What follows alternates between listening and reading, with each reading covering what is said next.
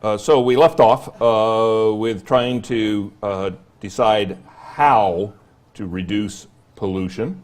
The issue is not whether to reduce pollution, that's somebody else's business, although economists do get into the business of trying to estimate the benefits of pollution reduction in terms of, I have a colleague, Janet Curry, who does a lot of studies about child health and compares the health of children that are living near places that are spewing forth either air or water pollution to other similar locations that are not spewing forth air and water pollution. But that's not the issue with cap and trade or formally emissions permit trading. The issue with this is given that we're going to reduce emissions, how are we going to do it? The solution is very simple. How to get there is more complicated. The solution is we would like to cut back on emissions when it doesn't cost us very much. And since the air, water, and environment in general has some natural assimilative power, if it's going to cost an awful lot to cut back on emissions, we might want to just let those emissions continue so long as the benefits, what we're producing, create value that is greater than the child health damage and so on that might be created by the pollution. Last time I left you at the end with the Baumol and Oates article and their proposition that a tax can do this, and indeed a tax can do this. We start the tax very low. We actually do use taxes in this way, an ad valorem or a per unit tax on gasoline partly has as its goal the reduction of pollution. It also has as its goal to provide funds to fill all the potholes that the cars have created and to build roads as well. But imagine starting with a very low tax rate, okay, and everybody has to pay the tax on the use of some, on either spewing forth some kind of pollution or what we often do, since a lot of production processes are what we call fixed proportions, meaning you need a certain amount of labor, a certain amount of fuel, a certain amount of something to produce a unit of output, it may be easier to actually tax the input. I think I mentioned last time that Australia has just about a year ago moved to a carbon tax. And the way they did that to accommodate administrative feasibility was to actually tax the coal that is being produced in the middle of the country. This also has the benefit of imposing a carbon tax on China, because when they tax the coal in the middle of Australia, the vast majority of it is actually going to China. The idea is that it will raise the price. Indeed, many people complained that that was the problem with it. The answer to that is that's the whole point of this, is to raise the price so that people will be sensitive to the external effects they may have on the environment.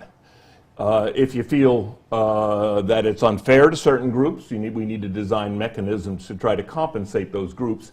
And the mechanisms cannot be connected to the amount of their use of the input that is causing the pollution. Otherwise, that will undermine the whole thing. So you have what we call lump sum transfers of some sort to relatively lower income individuals.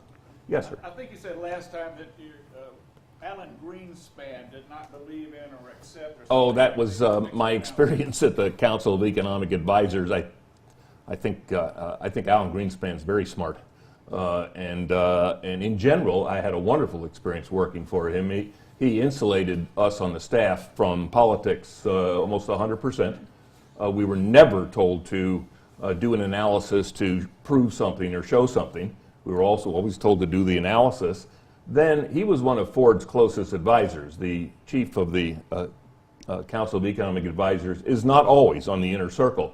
Indeed, he probably was closer to President Ford than any of the subsequent Council of Economic Advisors chairs. He was one of about 3 people that Ford relied on very heavily. What they would do, the politics came in, that when he got the report, if it didn't suit their purposes, they ignored it. Okay, but they didn't tell us to do something different. And what you're referring to was this debate I had with him about what is in the 1977 economic report of the president, and he was arguing that because we couldn't put a price on, or we couldn't value the benefits of reducing pollution, it must be zero. I don't really think he believed that. And I was arguing the opposite, but I didn't get very far with the argument because my argument was that it's not zero. He said, well, then what is it? I said, whoops. That's indeed the whole issue when we have things that aren't priced and sold in markets as externalities are. You know, if I don't paint my house and you live next to me and you drive by my house every day and say, that looks pretty ugly, that's a cost to you, but there's no reason for me to paint my house if I enjoy an unpainted house. If you want me to paint my house, why don't you bribe me to paint my house? Or pay me, or deliver some paint to my house, or something like that. Well, there's a lot of complications in correcting for externalities. In fact, here probably is a good place for me to insert something, a general comment to think about. There are lots of external costs and external benefits in our world. We tend, and I don't know the answer to this question, which ones do we correct for? You know, by me leaving trash in my front yard and say some cars up on cinder blocks and so on. I live in Oak Hill. They would frown on that. Indeed, there's so doggone many rules. I'm not sure I can even drive in the driveway without violating one of them. But in that neighborhood, they wouldn't like that. But probably I could just throw some old cigarette packs in the front yard and nobody would say much of anything. And so we don't correct for that. Well, that's pollution. Yet, on the other hand, when we have people polluting in other ways, and indeed, if I throw the cigarette pack out of my car on the highway, that violates the law. So why do we have one law? Why don't we have another law that no cigarette packs on your own property? Well, there's a whole lot of amendments to the Constitution, and some of them conflict with others. There might be a private property issue about me throwing junk on my front yard. But it turns out in my area, if you don't mow your lawn and it gets to be about a foot deep with snakes crawling around in it, that actually is against the law, even though it's my private property. We deal with some and not others. And indeed, this came up most clearly to me when I was giving a talk in Australia last October about their latest plan to price higher education. In Australia, all but 2 colleges and universities are public, and they're all federal. So it's kind of like having our military academies be the only colleges and universities. They have about 20 major colleges, major universities. A college there is a high school, different language. And what they are interested in doing now is variable tuitions, which are getting introduced all over the world, all over the place, not just in sports. Baseball just discovered variable prices about 3 years ago. The Cubs discovered that they could charge more for tickets when they were playing the Cardinals than when they were playing, well, my favorite team, the Pirates. And the Pirates are pretty pathetic almost all the time. The Cardinals are not, and so they now vary. So if somebody asks you what's the price for a box ticket to the Cubs, the answer is I can't tell you that. I need more information. Australia's moving the same way with tuition. And I've written a couple of articles about varying tuition here. Shouldn't we charge more for some majors at Vanderbilt than for others? The question becomes, which ones do you charge more for and which ones do you charge less for? Economists would say, to start with, you charge more for things that are more expensive to produce. And there's several reasons why some majors might be more expensive to produce. The faculty might cost more. In some disciplines, there are non-academic opportunities that drive up the salaries of computer scientists and lawyers and economists, too. In other areas, primarily in the humanities, there aren't a lot of other alternatives. And so there tend to be different compensation levels. Also, class sizes vary. So indeed, one of the cheaper majors at colleges and universities is business, where you would think, wait a minute, the faculty might have better alternatives there. True, you might think maybe they're paid higher, and my wife just retired as the business officer of our business school. She never told me a word about any salaries at the business school, but she did ask me why I was paid so poorly. So I deduced something about business school salaries from that comment. And yet, when you look at costs of particularly undergraduate business programs, they're relatively inexpensive. That's because they have huge classes. And so even though you may have a more expensive person standing in front of the class, per capita, it's not more expensive.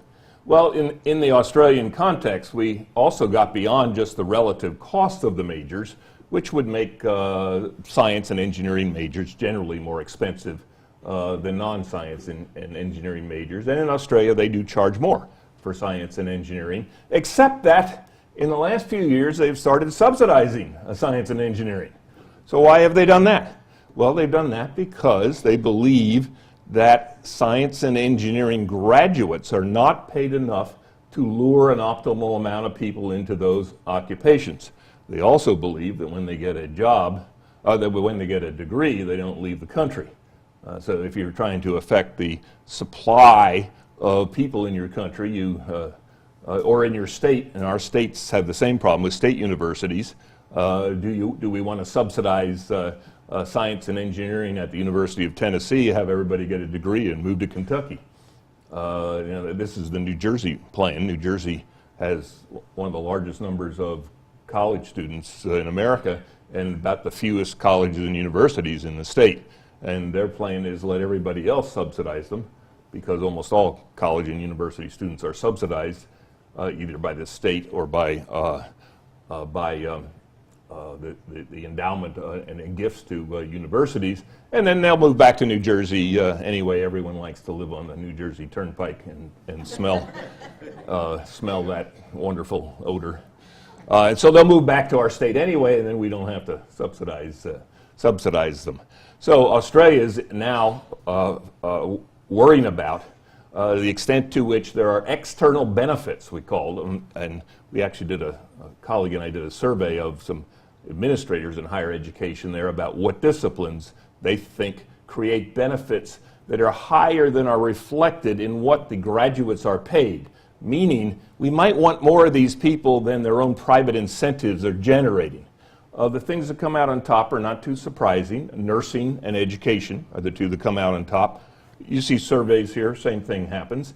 And then they also asked, then which disciplines do we not need to subsidize at all? Well, lawyers came out at the bottom, and of course, who was it? Shakespeare said, "Kill all the lawyers" or something. It's somebody.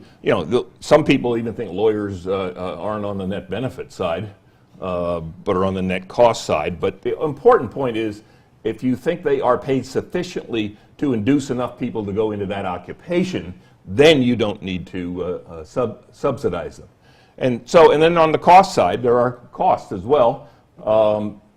One cost that we've dealt with here at Vanderbilt for years, but the economists haven't gotten very far in dealing with it, is congestion. Very popular courses. When I was our department chair, I wanted to charge more for very popular courses. I got nowhere with that. And that's where I think I mentioned last time the 7:30 a.m. class got invented. Prices don't always come in dollars and cents. Some of them come in pain of having to get up when you didn't expect to have to get up. And so we took the courses that were oversubscribed. I had one colleague, now deceased, who used to teach a course on the history of the economics discipline, and he knew all the stuff about the personal lives of all these people, and actually knew a whole lot about their sex lives, and that tended to attract a huge audience. And he had 3 times as many students in that course as we wanted to, because he assigned a major paper, and you can't mark a major paper written by 90 students in the short time allotted. So we moved it from 11 o'clock to 7:30 a.m. He was here then anyway, and lo and behold, the enrollment changed from 90 to 30. And indeed, he liked it, because which 30 would get up and go to his class? It's always been fun to teach and I've had the privilege at Vanderbilt of mostly teaching elective courses, so you have people who want to be there. I also, for about 20 years, taught the gigantic introductory microeconomics course, which included lots of people who really didn't want to be there. And it was only having a mix of courses and having the other ones that almost made that tolerable. Well, the issue with should we subsidize nurses and school teachers in Australia because we're not getting enough, or we're not getting people of the quality that we would like to get there, or that we used to get there before we allowed women to go into all kinds of other occupations. You know, all today's successful female doctors and lawyers and business people used to be school teachers. You know. And of course, I don't think anybody wants to go back to the prior conditions there in order to improve the quality of school teachers, but we do need to do something, maybe to attract more capable school teachers. So the argument is, well, do we need to subsidize these majors? Do we need to, and the way you do it is you have lower tuition, lower what we call tuition, they call fees. Well, we could do it that way. You can't subsidize a whole lot in higher education because the main cost to students of going to school is their opportunity cost. Your main cost of being here right now is what you might have been doing otherwise. And that's going to be the same regardless of what the tuition is, whether they charge you, what is it, $80? Is that, whether they charge you $80 or $120, that's just frankly not a big difference in the total cost of coming here, because mostly heck, you're going to spend twice as much, 3 times as much as that on gasoline just to get here, probably. And students give up the earnings from their next best alternative. Now, if I understand right, this is a group mostly of retired people, so maybe you don't have the same kind of alternatives as they do. So there's this general question of what externalities, positive or negative, do we want to try to do something about? The one hint that helps explain some is sometimes it is quite easy to do it, cheap to do it administratively, and sometimes it's almost an absolute nightmare to try to go around and get everybody to clean up the cigarette wrappers in their front yard. And I, of course, would say no one in this house smokes. So where did the cigarette wrappers come from? They came from those teenagers driving down the street too fast. 3 of them have ended up in our front yard. Would have been fun to hear the conversation with their parents after that. You have to be going pretty fast to jump over the gully where the water goes down. I'm always picking up things in the front yard. I don't know where they come from, but trying to identify the source of it and deal with the source of it is very difficult. On the other hand, trying to figure out where lots of carbon emissions come from in Australia is not very hard at all. Go to the coal mines in the middle of the country, and you can see right where it is. And indeed, the government dealing with 3 large mining companies, one of which, Rio Tinto, I think, lost its CEO this morning after writing off $14 billion of a mistake. Those 3 companies, though, generate almost all of the carbon that is eventually emitted into the air in Australia, and I'm get strangled with this thing. Yeah. Okay, so let me move back to the issue now. So we could deal with this with a tax. We keep raising the tax and raising the tax. Every time we raise the tax, every pollution emitter says to themselves, okay, I can pay the tax, continue emitting and producing the product that is causing the emissions, or I could fix up my production process so it doesn't emit as much emissions, or let me exaggerate to make the point, get rid of all the emissions, and then I don't have to pay the tax. So when do I decide to pay the tax, and when do I decide to clean up the environment? Well, as the tax keeps going higher and higher and higher, cleaning up the environment starts to look a little more attractive, because the tax is associated with continuing to produce along with the emissions. And so if we know what our goal is for abatement, we just start with a low tax, and next year we raise it a little bit, and we look and say, oh, no, still too much pollution. Raise it again, still too much pollution. It may take 10 years to do that. here's where the economists come in with emissions trading. If we can let a market do this, it will do it much faster. How did this all start? Well, this started in the Northeast back in the 1970s, after that right-wing conservative President Nixon introduced the Environmental Protection Agency. I'm exaggerating. I served in the Ford administration, wasn't much different than the Nixon administration. Nixon, after all, not only introduced that, he introduced OSHA. He introduced what is the Earned Income Tax Credit for poor people. He opened up China. He did all kinds of things that, what party was he in? Kind of, interesting.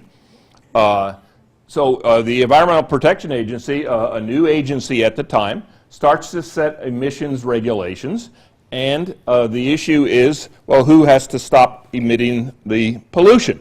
Well, nowhere to go. Okay. They make administrative decisions, and it's hard to do that, and it's hard to even do it in a fair way. Who should we force to cut back on emissions so we don't have as much air pollution? Well, let's force the one that's putting out the most air pollution. Yeah, well, what if they're actually producing some important ingredient for some drug that's keeping half the country alive? Okay, plan B, what might that be? Well, maybe we'll cut back proportionally, that's fair. Yeah, but then that important drug is also reduced in production, not as much, but still reduced. It's really hard administratively to cut back, and moreover, the way the economists would say is, well, find the ones that where it is cheapest to cut back, and tell them to cut back. That generally will be your newer factories, and indeed, if you start cutting back on telling the newer factories to cut back on pollution, their response ought to be, well, what's going on here? I built a factory that doesn't pollute as much as everyone else, and then I get punished by telling me to cut back even further, for heaven's sakes. All of these solutions don't have a lot of or do create a lot of complications. Let's try it under here. Yeah. So, moreover, if the bureaucrats are told to, well, find the most the places where it is most expensive to cut back on pollution and let them to continue to pollute, how are they going to do that? Well, you go and ask the companies. Well, if I own one, I'm going to lie to you.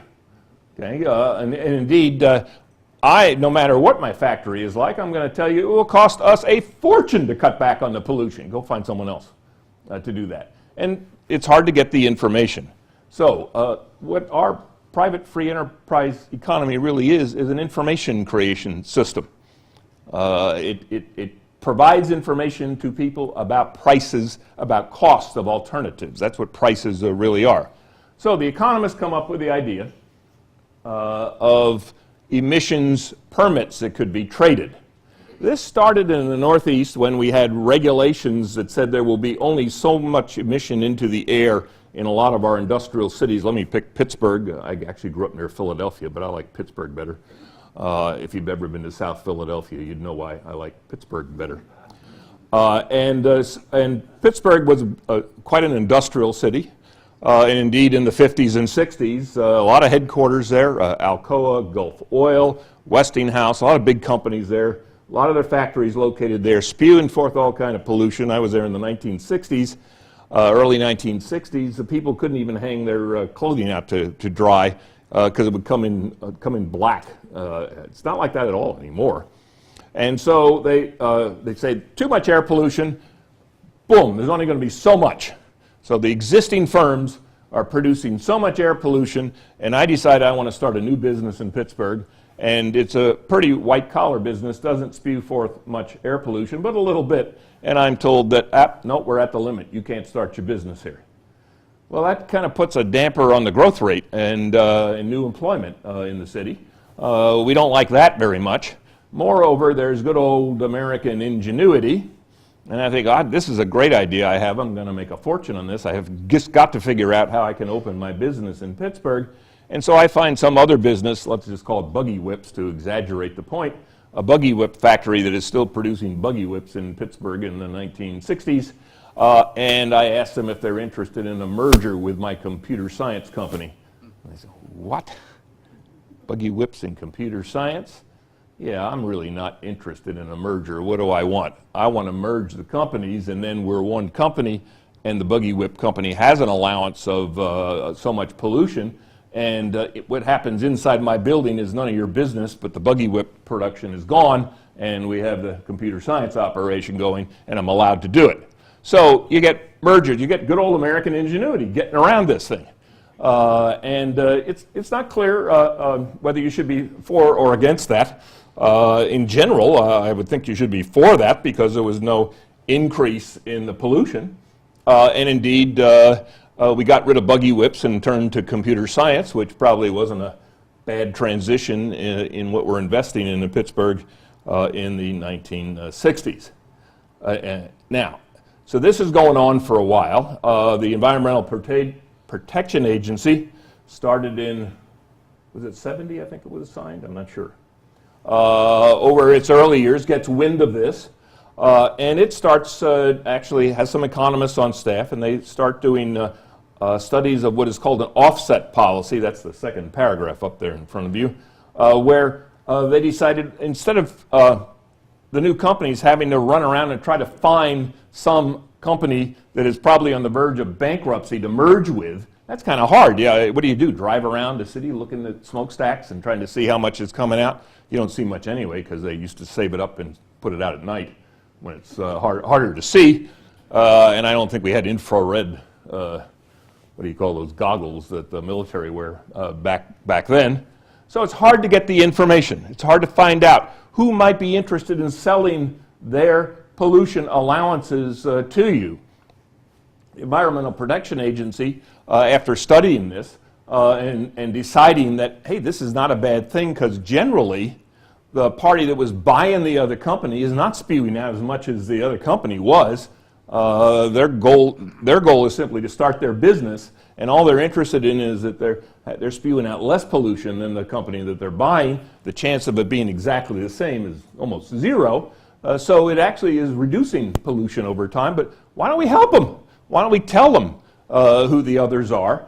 And indeed, why don't we go even a step further and allow those firms that would like somebody to pay them some money to kind of salvage the last of their dying business to find some new companies that want to take over their allowances. And so they started this offset policy, which would allow the businesses that wanted to get rid of their allowances for a price, they weren't going to give it away, to announce that they're in that circumstance, and the new firms to identify them.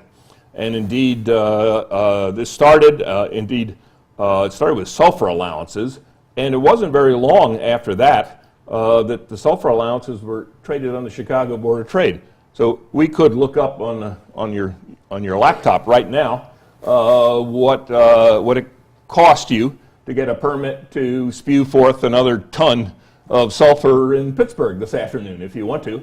And it's a whole lot easier to find those prices and the sellers at the Chicago Board of Trade than it is by driving around Pittsburgh at night trying to see whose smokestack has a lot of junk coming out of it. And indeed, the second part of this that really is neat is that if there is a huge demand for these permits, because a lot of companies have very profitable new products that they want to produce, they will bid up the price of these permits. They want to get their hands on a permit, and that will mean some of the less productive, where productive is defined in terms of the value of the product that the other company's producing and can sell for. So if Buggy Whip's prices are way down, it wouldn't take much of a price of the permits to get the Buggy Whip company to say, hey, we'll make more money selling our permits than we selling our permit to pollute than we will making Buggy Whips. And so this will help the transition. What this market does, is process, is help find what would have been that optimal tax if you went the other route of starting with a low tax on the emissions, raise it a little bit, raise it a little bit more, raise it a little bit more, to try to figure out when the emissions have gotten down to the level that is your target. The way you do it with the permits is you just put out permits for the amount that's your target. And by buying and selling, pretty soon the price will be established for the permits, which would, so the price per a ton of emissions permit will be the tax that you should have had per ton of emissions. But it helps you reveal the information, and all the individual firms have an incentive to tell themselves the truth when they are comparing their the value of the permit to them, i.e. the value of the product they would sell, compared to the cost of the permit, or on the other side of the market when they're asking themselves, how much does it cost me to get rid of the pollution, which is my alternative. And this is why this is a free market system. It came out of the Heritage Foundation, which I don't know if you've ever heard of that then, but it's generally thought, I guess we have to listen to your phone conversation, right? It's gone. Is it a stockbroker, or as I said to one student one time, no, go ahead, answer it. Go ahead, answer it. Might be a good drug deal going down. Which really embarrassed me because the whole rest of the class sort of gasped and started laughing, and I thought, oh my God. Maybe it was, and they have a lot more information than I do. So the trading the permits places the action in the hands of the people who have the information and who have an incentive not to tell anybody else what the information is. So economists just love this scheme, not because it reduces pollution, but because it reduces pollution at the least costly places to do it. Now, let me go on to one other thing that involves this. I did cavalierly say we were going to issue the permits. Yeah, how do we do that? Well, that has a problem too. I think I mentioned last time we could drop them out of a helicopter and everybody scrambles for them. I guess that would then allocate them on the basis of who's most fastest afoot to collect coupons. We could deliver them equally to everybody. In that case, what are we trying to reduce? Pollution from producing steel. Oh yes, I'm in the steel production business in Pittsburgh. But you're sitting in an office at Vanderbilt University in Nashville. I know, but I'm in the steel business in Pittsburgh. And while you might easily say, no, you're not here, there are tougher cases, tougher calls to make than that. Everybody wants to be in the business, particularly if the business is of not doing something. I say, I'm in the steel business in Pittsburgh, and the reason you don't see me producing any steel is because I'm a really good guy. And I cut back on the steel production because it was polluting. You know, and thus I really am in the steel business. And so we have everybody arguing that they're not in a business that they otherwise would be in. Oh my goodness, this is a nightmare. Economists' favorite way to do this is actually to have an auction, and we can have formal auctions, just like we auctioned off the spectrum for cell phones, and we were giving away the spectrum before, just like I was describing. We were having hearings of who is most deserving, among the cell phone companies, Sprint, Verizon. This is not, we have no poor people on food stamps trying to get the cell phone spectrum, and they were hiring lots of lawyers and lobbyists to come in and make their case. And it wasn't clear that anybody that was there testifying was trying to tell the truth. Indeed, it was clear that none of them were trying to tell the truth. They were all working for a client, and that wasn't working very well. And so in that case, just like we might want to do with pollution permits, we'll just auction them off. And that has the benefit of, well, if they're really important to you, bid more. And indeed, if they're really important to you, because it's very hard for you to cut back on pollution, you're the one we want to have the permit. You're the one we want to pollute. Where it's really hard to cut back, that's where we want to take the natural assimilative power of nature and give it to that party. Not free. You got to pay for the permits. And so the issue is, how do you distribute the permits? And that's an income distribution issue of what's the fair way to do it. I think I should have gotten permits when they were not auctioning them off for everything. And did I intend to produce steel in Pittsburgh? Hell no, I didn't intend to do that. I intended to sell my permits. And my real business was permit sales. And you're never going to be able to figure out whether I was telling the truth because I'm hiring some high-priced lobbyists who are really good at spinning any kind of story you want them to spin. Now, there was a question there. Yeah.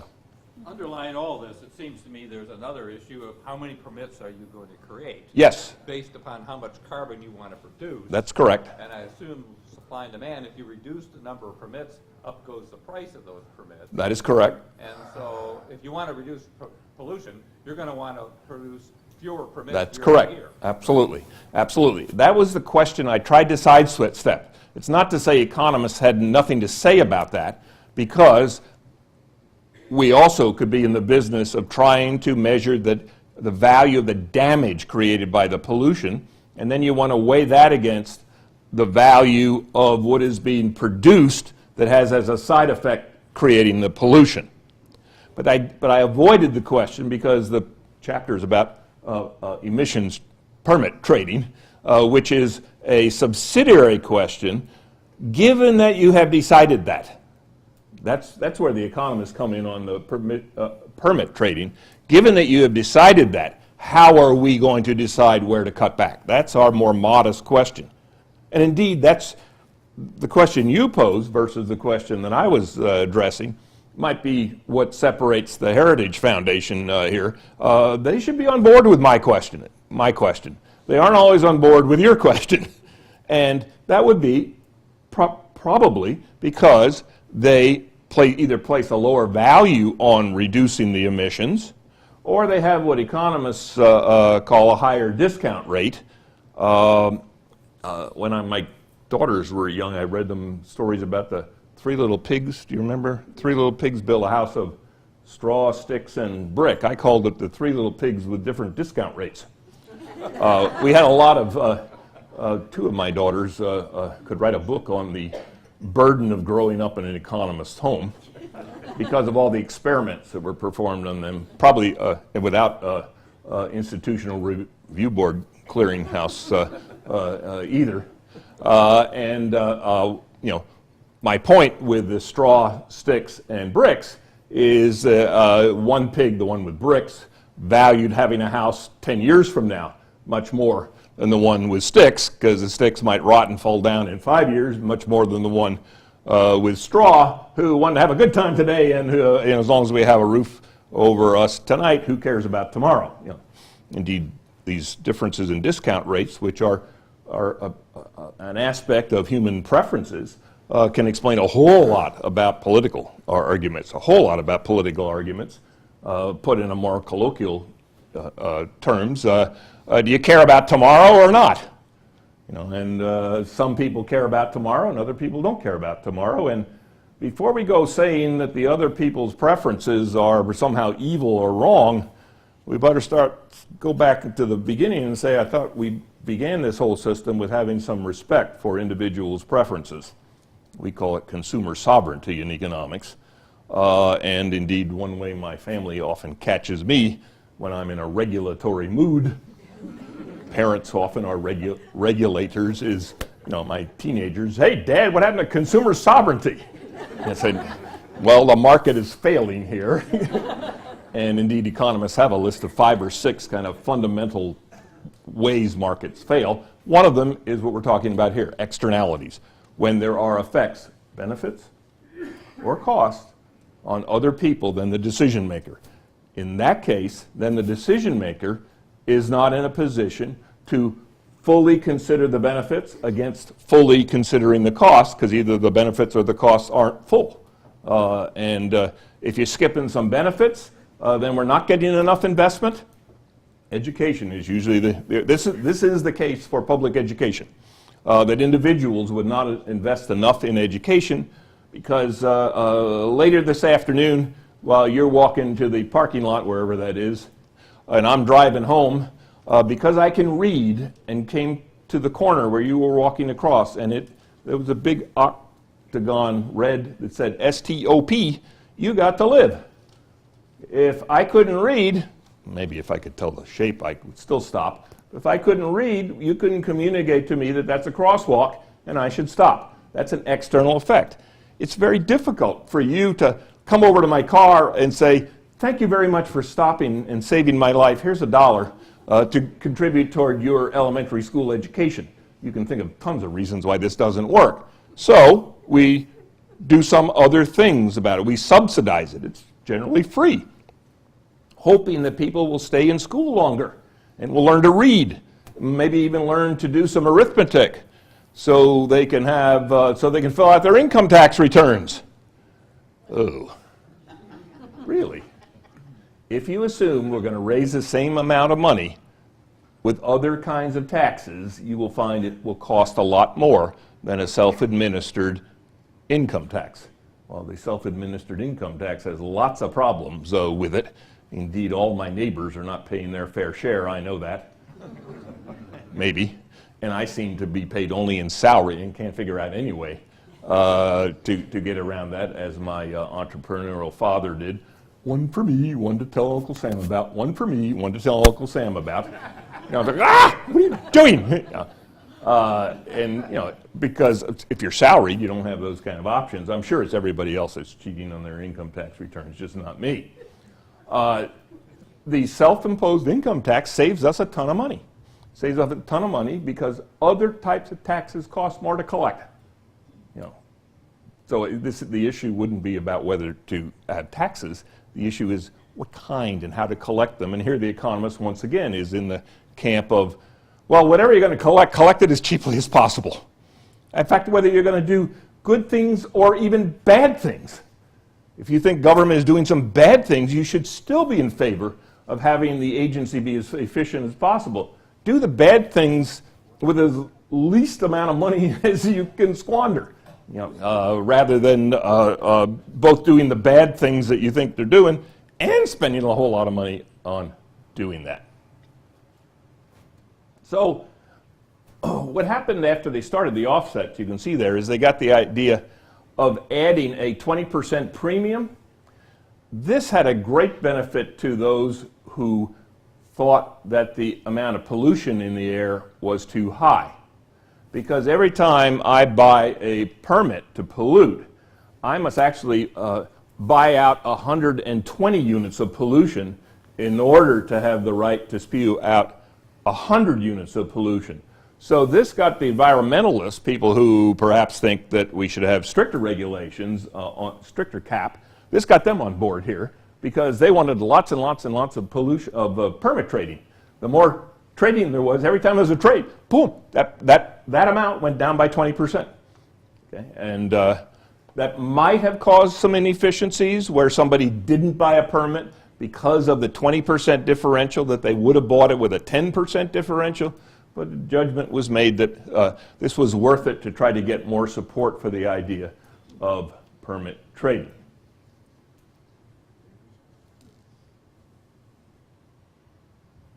Questions? I'll get to you next. Yeah, go ahead. As businesses exit or move offshore, does the regulatory authority remove that pollution element from the overall permit base? I don't know the answer to that. I'm sorry. Because you would think, like, if you're the steel industry and half of it's Yeah. moved to China, Mexico, God knows where, that percent of the pollution allocation should then go away. Yes, and it kind of depends on what kind of pollution it is. I did make the distinction last time that talking about carbon emissions is a whole lot easier than almost everything else because of my belief, just by reading, and I don't know the science behind this, that it doesn't matter much where the carbon emissions come from. So if they come from Mexico as opposed to here, it's the same thing. So if the steel company moves to Mexico, then you'd say Pittsburgh should reduce its amount because it's coming from Mexico. It's entirely different for those kind of that kind of pollution where it only affects right around the source of pollution. And indeed, you could still do this, but you have to define your world as the area that's affected.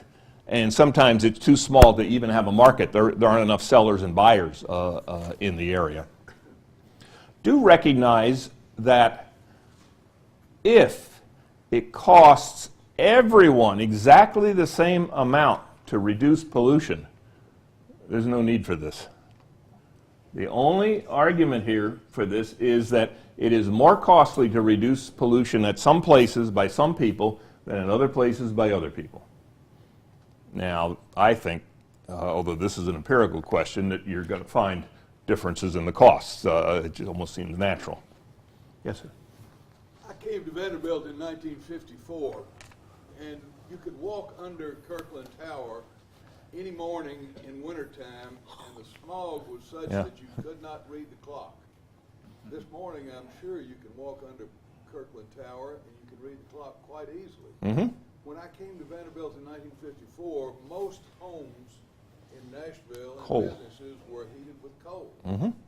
They changed over to natural gas, and they didn't go through all this complications of permits and taxes and all this business. It just happened naturally. If the pollution, if the share of the damage created by the pollution that falls on each individual is high enough, is even higher than their own cost of changing over, they will go ahead and change over. Number two, if some new innovation comes along, namely natural gas heating, that's what I have as well, and it turns out it is less expensive, you will switch over. I keep buying new air conditioning units, in my view, too frequently, but not in the view of the company that provides my air conditioning units. And I reconcile myself to the fact that, this isn't so bad, because every time I buy a new one, it uses only about 2/3 of the electricity of the previous one. And indeed, at some point, and it's pretty clear at some point, I just got rid of a 19-year-old one, and he said, you might have been better off changing this over before it broke, for heaven's sakes. And indeed, in that case, you're going to get changeovers of technology. And indeed, a lot of people can make a lot of money coming up with new technologies that have lower cost to individuals that are making the decisions, either the cost of buying the unit, the cost of providing the fuel, or the cost of being able to hang their clothing out to dry without it turning black. Yeah. Was there another question over there? Yeah. This issue of fracking has come up. There's a pollution issue as opposed to jobs and natural resources being used. How is the pollution determined in some cases like that? I don't know. I don't know anything about oil and gas technology and what the risks are. And I do know that it's controversial. I've talked to people who I think know something about it who will come to different conclusions about it. And to some degree, the issue is nobody knows the effects of it in 40 years. And so that might depend on what kind of risks you're willing to take.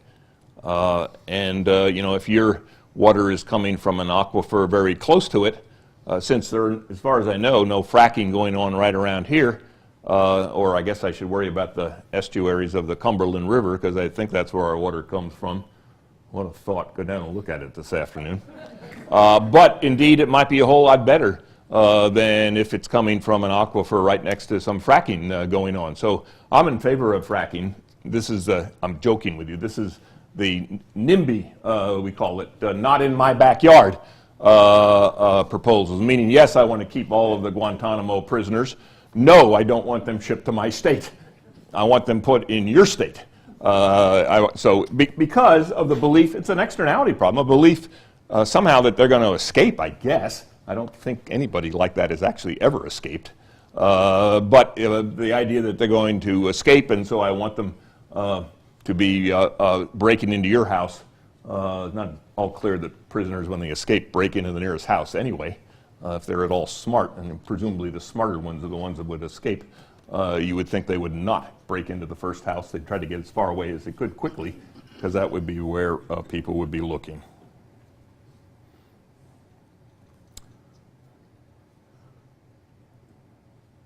Okay, I made up a little checklist of things I wanted to mention. I want to go on to the next one now.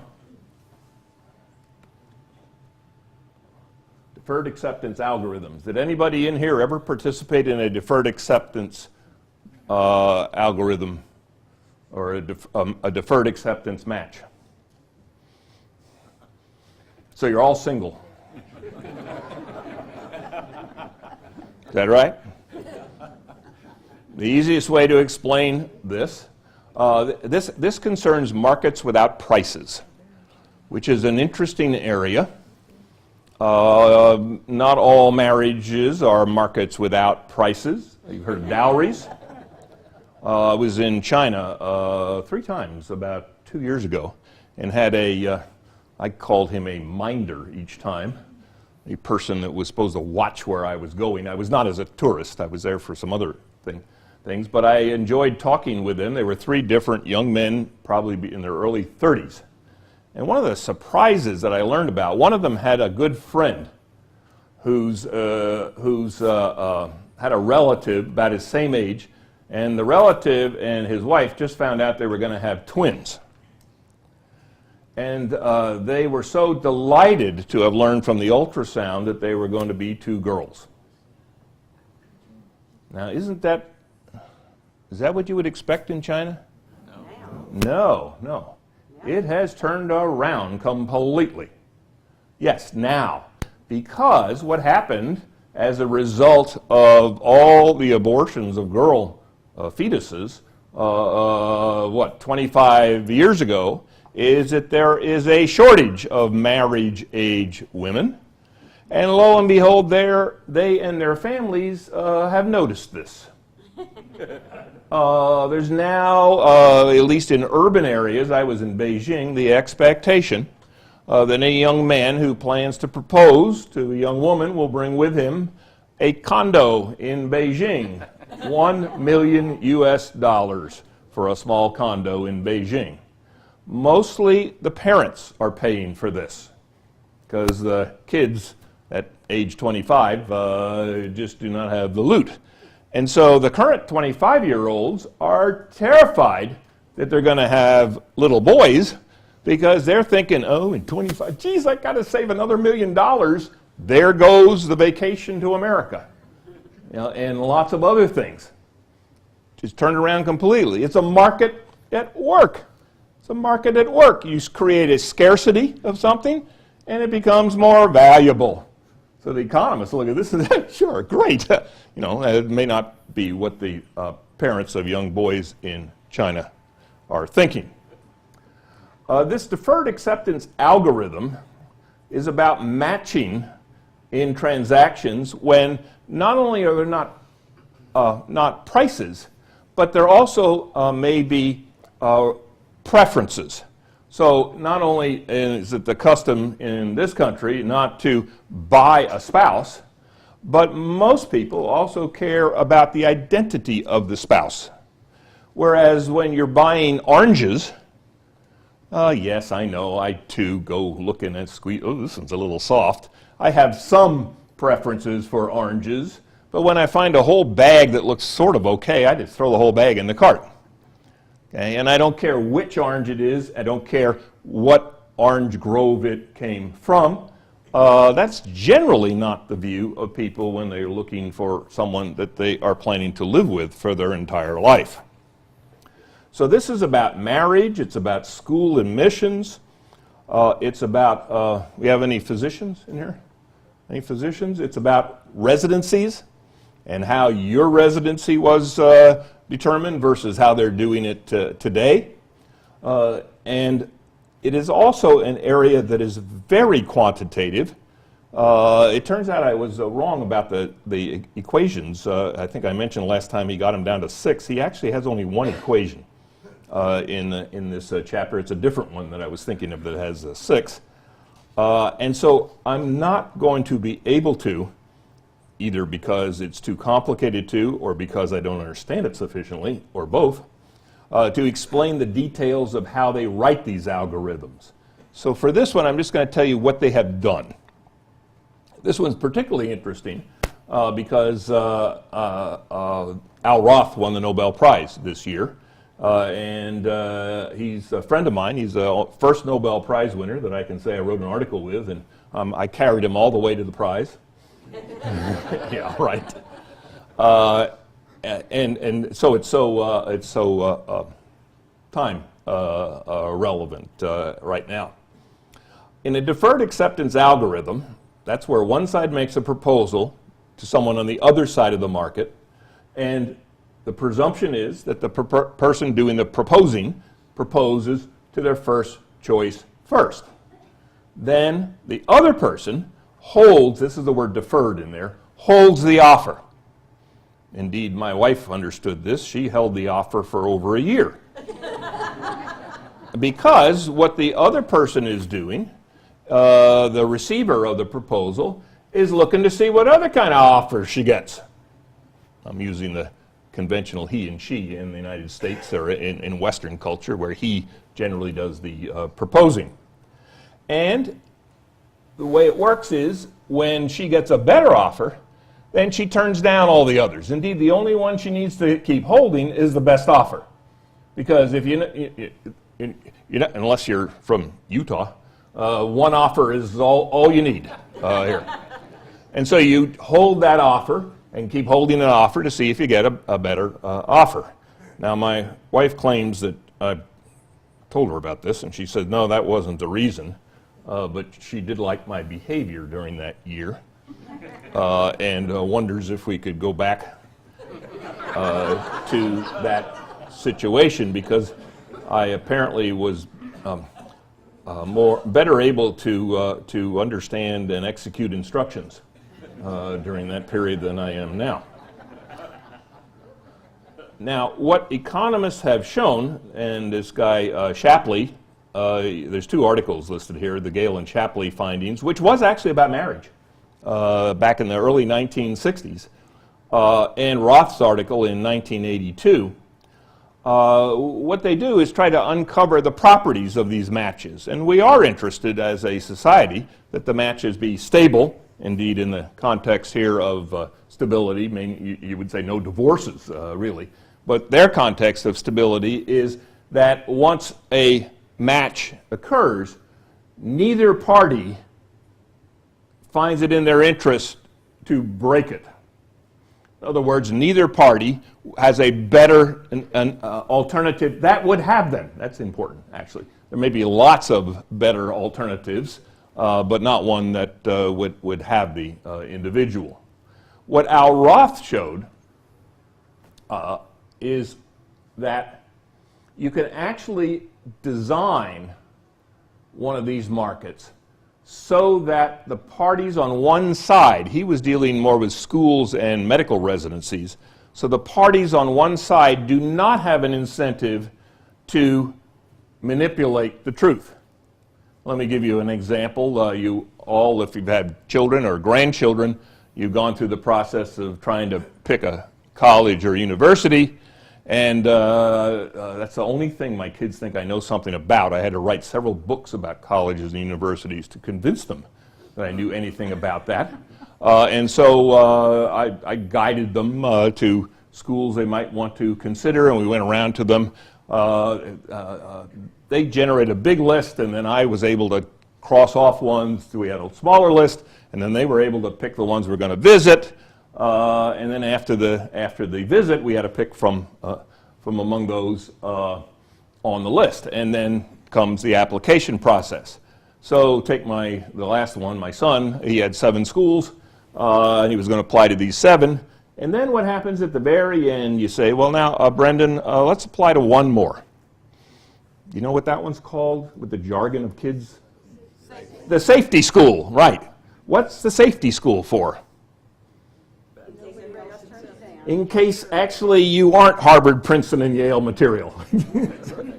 And you applied only there. We do the same thing when we're hiring faculty. The department I was in frequently would interview new faculty, and we did it. You do it actually in reverse. We actually didn't make offers to the top candidates.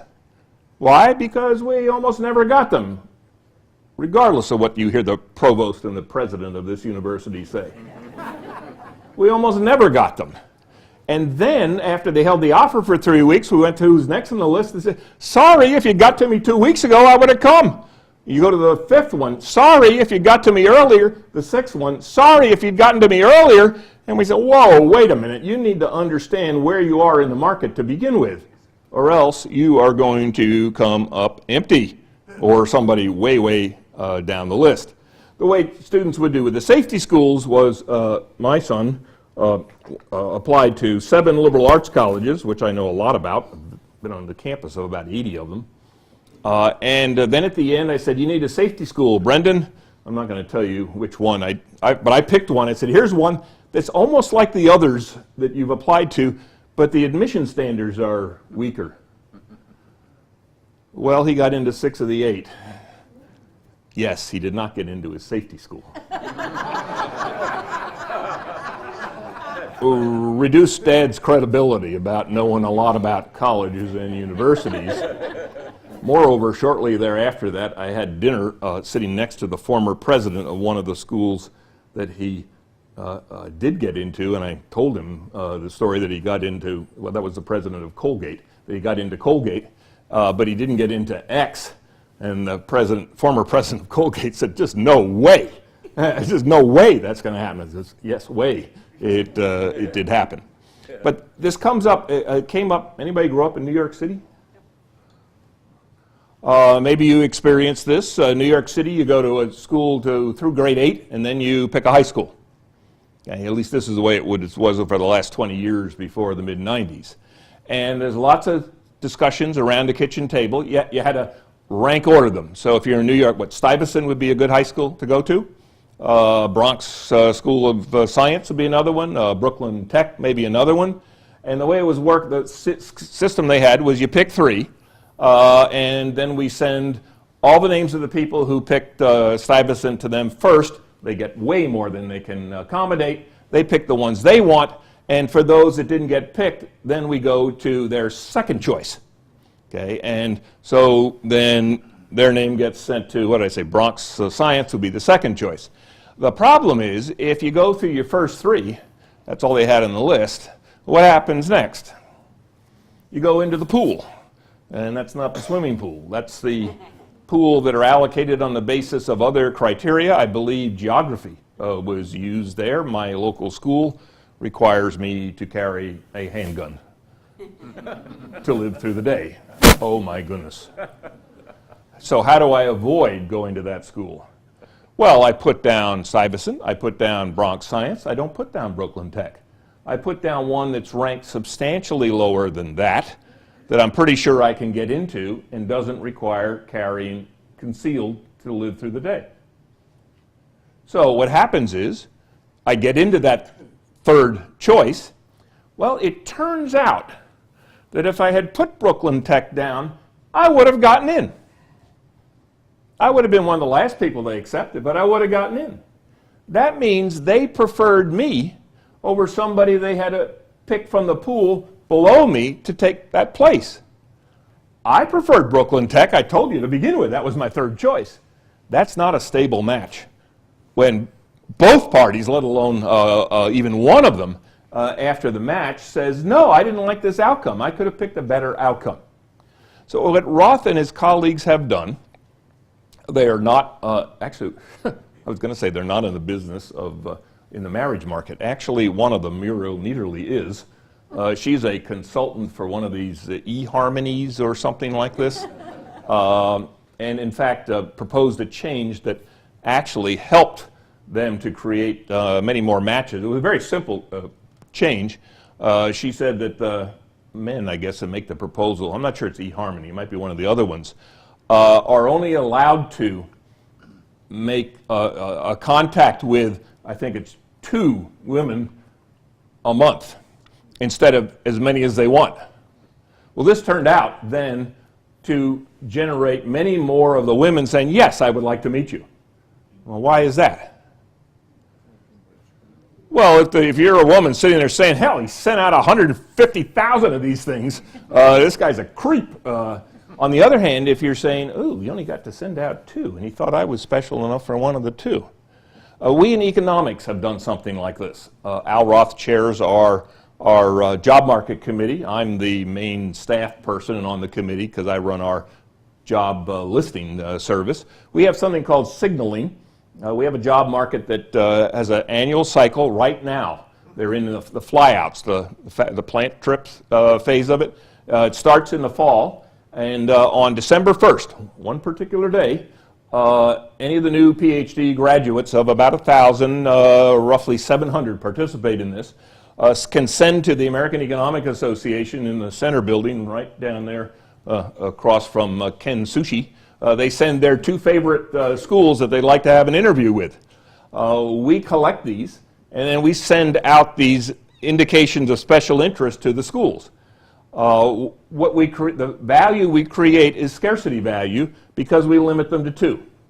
Indeed, we do a survey of the participants every year, and some of them say, "This is great, but you should let us send 25." And we say, "And nobody should hire you." Because if an economist heard you say that, they would understand that you don't understand how to create value, namely scarcity. And that's the reason why the recipients should take them seriously. Okay? We at Vanderbilt get a few every year. You ought to look at that, maybe the person's spouse is an aspiring country music singer or something like that. We actually had a guy we had on our faculty for a while because he was a very good guitarist. And he played with Chet Atkins on stage. He was really good. And so we attracted him and kept him here for a while. His wife's job was in Boston. He had the most Southwest Airlines frequent flyer coupons of any person in history. Flew to Providence all the time. And so you get these unique special things. It turns out most of the schools that get the signals are in Washington, D.C., and New York, and San Francisco. Why? And they are not top schools. Harvard gets almost none. Well, of course not. You send a signal to Harvard, and Harvard says, "Oh, they have a special interest in us." Well, of course, everybody has a special interest in us. This is not any useful information. The useful information is a person that Vanderbilt had on their list, ranked number 1, that we were going to skip and go to number 4, and they send us a signal. And we think, and they only sent 2 signals. What the heck is going on? There is something going on here. It's often, and indeed Washington and New York, it's often there's a spouse or partner, girlfriend, boyfriend in those locations. Indeed, in large cities is the place where it's easiest for partners to both get a job. These days, there's actually a Wall Street Journal article about this about a year ago that I was interviewed for. The Wall Street Journal had discovered that a large number of the most prominent young economists were married to another economist. And they found this baffling. It was a right-hand column article, and they had pictures of 8 of them, 8 of the young stars, and there were 4 couples, stars. And they want to know why this was. The only thing I can think of is that they can't get a date with anyone else. But I'm not really sure. Actually, people who are very intense about their careers, there's something serious about they can't get a date with anyone else. They don't ever meet anybody else.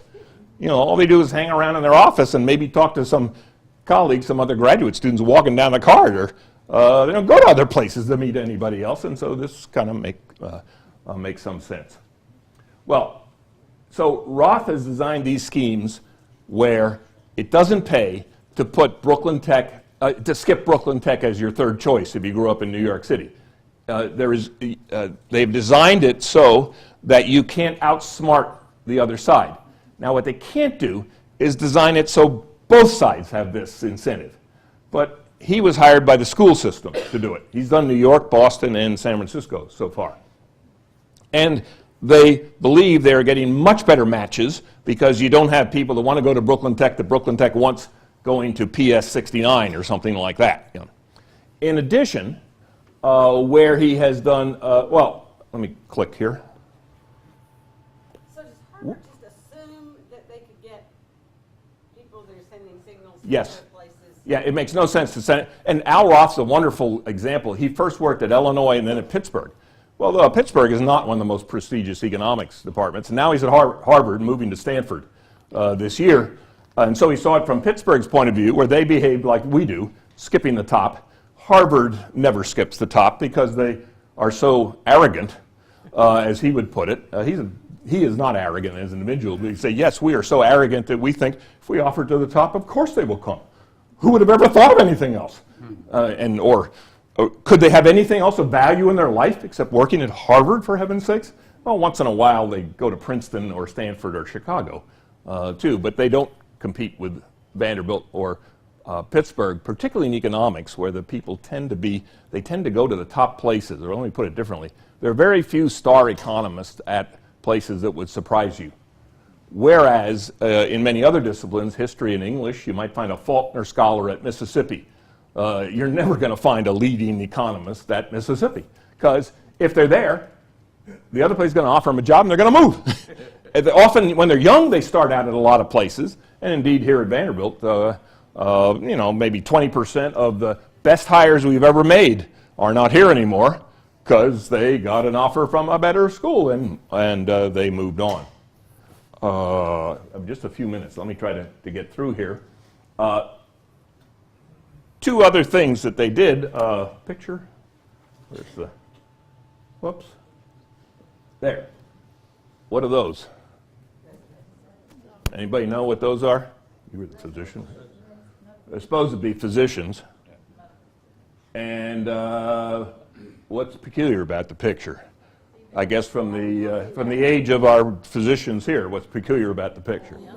If you ever go over and look at all the med school classes at Vanderbilt, which I have done not in the last 15 years, but did sometime in the 1980s, I went down the line. They were in the old building, and there were about 50 classes. There was one woman, Mildred Stallman. The name is on the building. I don't think that's why she was there. She was also a superstar medical researcher. But 1 out of 50 years for him, and now this is what it looks like. Okay, and so what happens when you have a lot of women and men in med school? Well, it's tipped over more than 50% now, women. No big surprise. 58% of college students are women.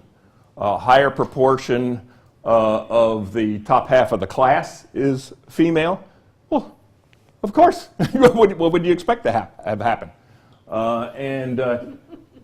And they do something else happens too. My wife likes to watch this show, Grey's Anatomy.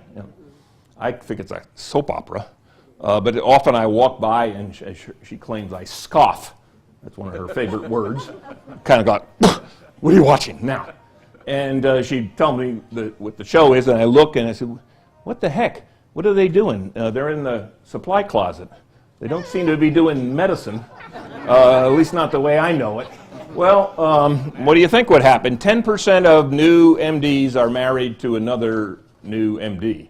So this creates a problem in getting residencies because you find, so let's suppose I was last in my class and my wife's in the class and she's first in the class. She could go to Mass General and they'd like to have her, but all I can get is Painted Post Nebraska or something, the best I can get. So what do? We have to also remember these are young people, recently married, they still like to live in the same city, and so we might together say, let's both put in for Painted Post. Well, this is not a stable match. Mass General would like to have her, she'd like to be at Mass General.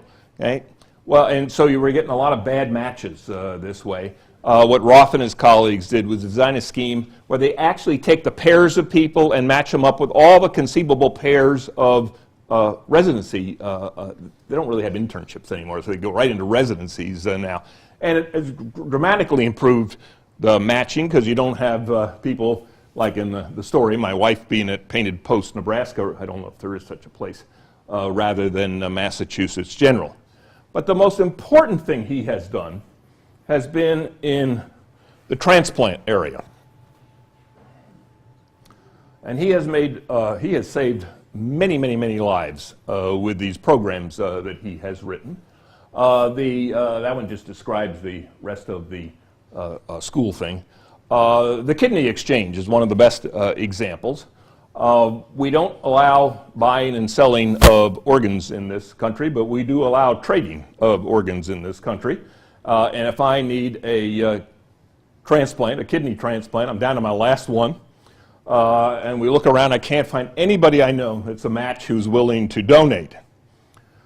So what this program does is match up people with other people they don't know and create a chain of transplants. So my wife's willing to give up her kidney for somebody. She can't give it to me because I will reject it. but she gives up her kidney to someone else. And let's keep the chain real simple. They aren't simple, but let's keep it real simple. And one of this other person's relatives, who turns out to be a match to me, donates the kidney back to me.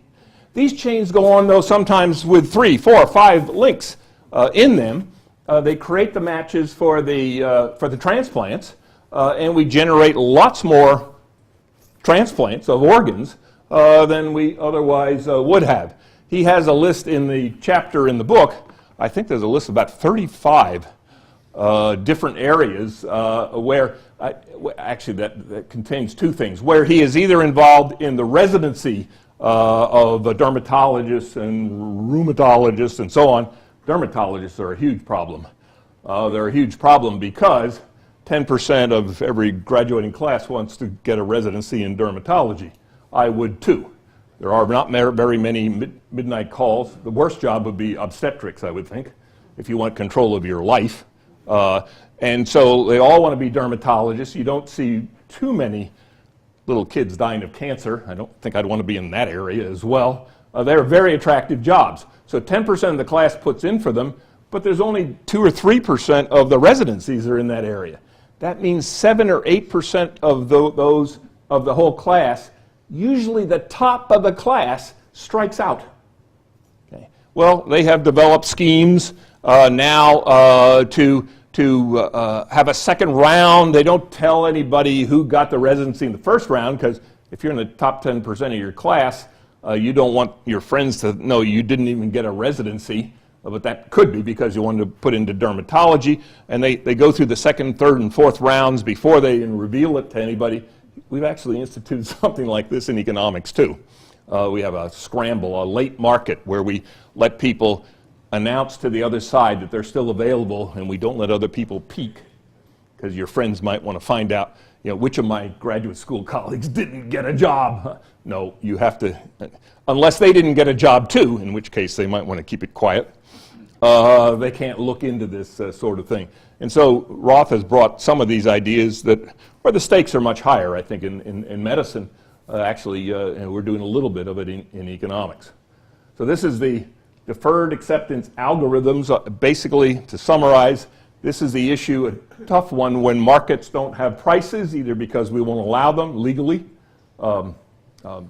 organ transplants, or because of custom, marriages, and for this whole set of things where you really care about the identity of the product, service, person that you are buying.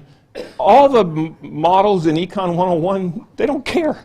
A bushel of corn is a bushel of corn, for heaven's sakes. But if you start thinking about your life, there's a lot of these matches where you do care about who's the person on the other side.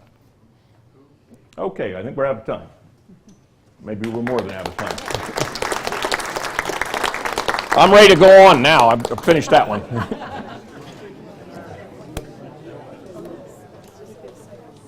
George, is this your book? I was not here Yeah. last time. Yes. Yep. You can get Amazon has them for. It's in paper now. You can get it for $21, I think, in paper. Amazon and paper. Yeah, you can get a used hard copy for only $10. It just came out in paper. And I'll give you 8. I don't have any of them.